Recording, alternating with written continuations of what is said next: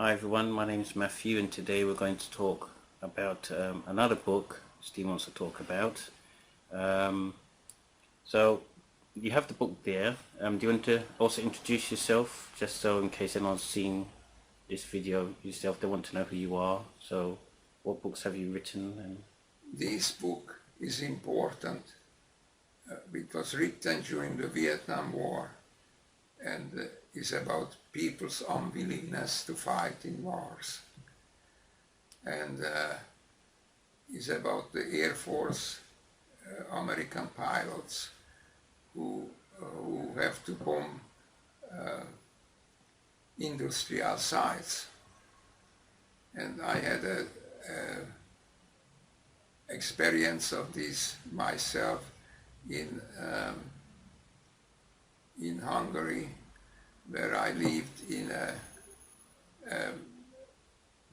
agricultural district, agricultural province, where had no armaments or anything to bomb. And the American planes were supposed to go to Budapest, which had an industrial island within the Danube, where the Germans were producing arms. So that's where the American pilots should have gone and dropped their bombs. But this area was very heavily defended by both German planes and German guns. So to avoid it, the American pilots bombed their bombs at the agricultural land where there was no defense of any kind, but they got rid of their bomb so they could go home. And in fact, I had the experience of having my watch shot down from my arm, just my watch, and nearly got my head because my head was beside my watch. very frightening. It was very frightening, and but the American pilots still did that so that they can rid of their bombs and their bullets, so that they can go home and say, look, we did it. But they were never near to the target. part of the country which they should have bombed, and which was heavily defended and was very risky. So the basic idea of the book written during the Vietnam War is people's unwillingness to die. Nobody in this book likes, no flyer likes the fight. They hated it, so they just wanted to get rid of the bombs and bullets and go back empty and show that they did their job. But the basic point of the book is that people don't want to fight wars. Yeah. And with the bombers in flyers, it is somehow more dramatic than troops of ground soldiers, which have to go by units. And they have usually, in the Second World War, they still had officers at the banks shooting them. So you either went ahead or you were shot from the back. I had one summer training as an officer of the Hungarian army, and we were taught that we should stay behind and shoot any soldier who wants to come back. That was universal practice. And of course it didn't quite apply to pilots. And it's called Catch-22 because if you were damaged and mentally damaged by your experience of the contact part. You didn't have to fight, and you weren't needed to fly another mission. You could say you are a nervous breakdown, you have a shell shock or whatever. You don't have to fight.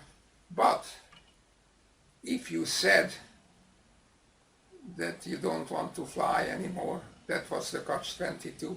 That proved that you were sane and you can fly again. No, so it's the person in the novel obviously is going through that experience where they desperately had enough of the war, so they think of a way to try and get out of the war. If you could tell me though about the book, it was a very controversial book, I believe, and I believe it was banned. Could you tell us why Catch-22, the book written by Joseph Philip, was banned? I am unaware that it was banned.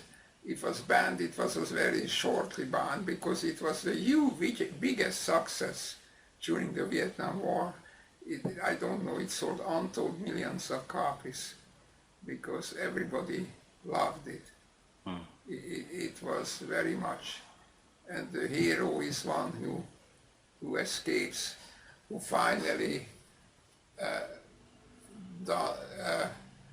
downs his own plane in Sweden, in order to, in Swedish waters, in order to be out of the war. And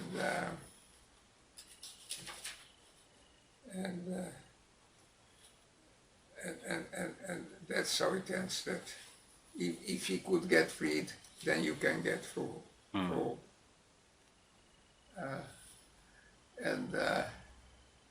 So he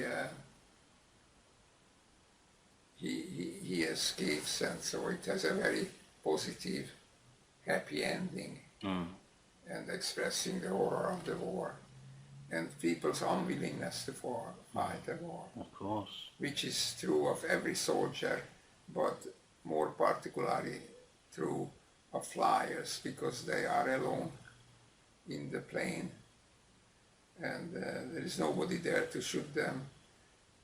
They really do what they want.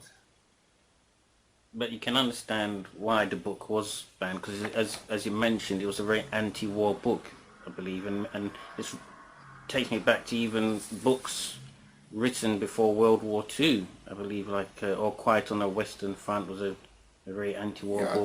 They are compared to Quiet in the Western Front. It is a very tame book compared to Catch-22. Yeah. It's first of all, Catch-22 is wittier, more tightly written, and it's a different. Plus, it's All Quiet in the Western Front is a so-so book. It's there is a very great opening scene that the soldiers in All Quiet in the Western Front come home and have a lot to eat. Yeah. Because most of the company is dead, so very quiet. There are very few people to eat. They could eat as much as they want, because most of the soldiers died. So that opening scene is very dramatic and a very profound and subtle and at the same time shocking scene. But there is nothing in the rest of the book quite as good as the first few chapters.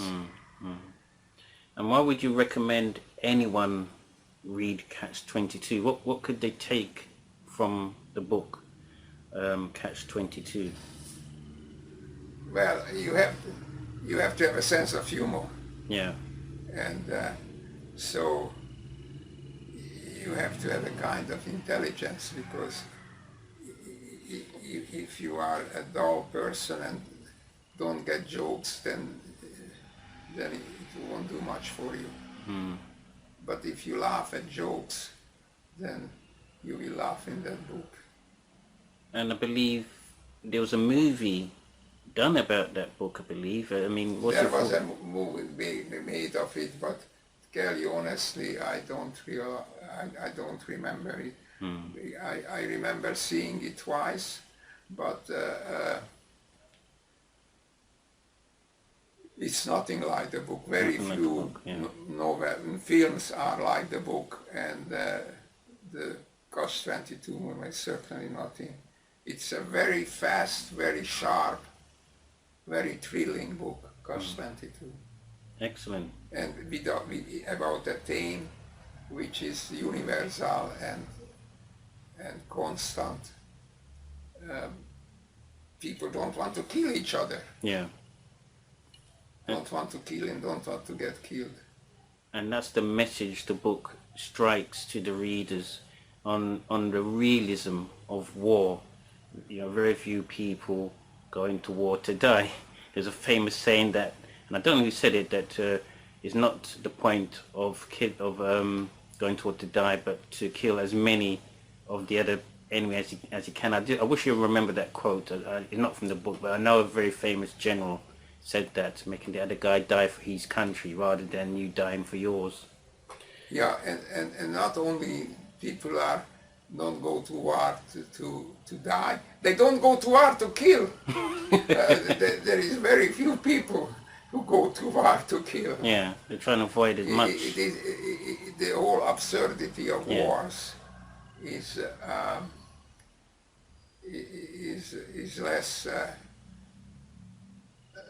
less real. Actually, if a lot more people would read Catch 22, there would be fewer cause to bomb this or that place.